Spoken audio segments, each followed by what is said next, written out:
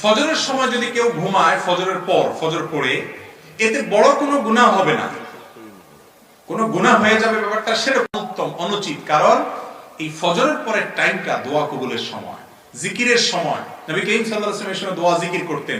একান্ত আপনার অফিসে ডিউটি আছে, রাতে দেরিতে শুয়েছেন কোনো কারণে, ফজরের পরে আপনার ঘুমাইতে হবে, ঘুমান।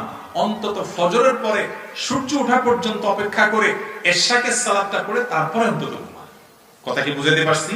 নবীজি সাল্লাল্লাহু আলাইহি ওয়াসাল্লাম দোয়া করছেন, আল্লাহুম্মা বারিক লি উম্মতি ফি বুকুরিহা, আল্লাহ আমার উম্মতের জন্য সকালের সময়টাতে বরকত দিয়েন। তো আপনি ওই টাইমে যে কাজ করবেন তাতে বরকত হবে, আমল করবেন, কোন একটা কাজ করবেন, ঘুমায় অলস সময় কাটাবেন না।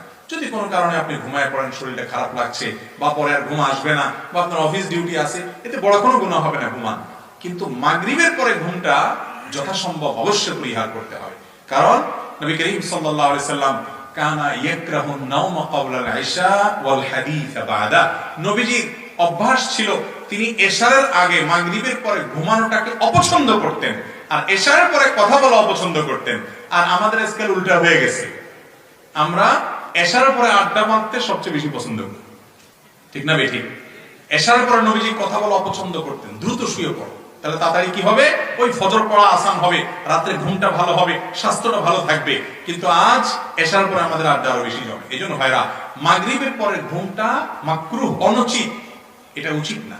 হ্যাঁ, কারণ শরীর খারাপ, কোনো কারণে অসুস্থ, কোনোদিন ভিন্ন কথা, কিন্তু মাগরিবের পরে ঘুমানো উচিত না। বিশেষ করে মাগরিবের পরে শুলে অনেক সময় এশার পড়া হয় না, এই জন্য মাগরিবের পরে ঘুমটা মাকরুহ এবং অনুচিত।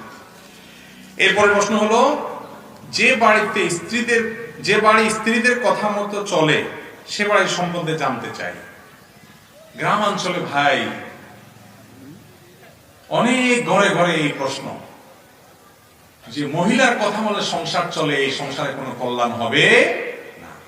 আপনারা শুনছেন এসব কথা, যে কোন পুরুষ মহিলার কথা শুনে, তো দেখা যায় আশেপাশে সব লোক ফিসফিস করে, ফিসফিস করে, যে ওর অভ্যাস খারাপ, বউর কথা শুনে।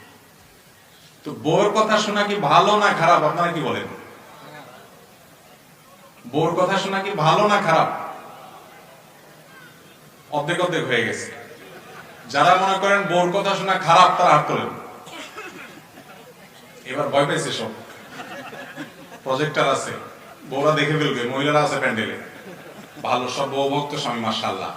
ভাইরা আমার, বউ যদি ভালো কথা বলে সেটা শোনা ভালো, খারাপ কথা শুনলে সেটা শোনা কি খারাপ। অনেক আছে যে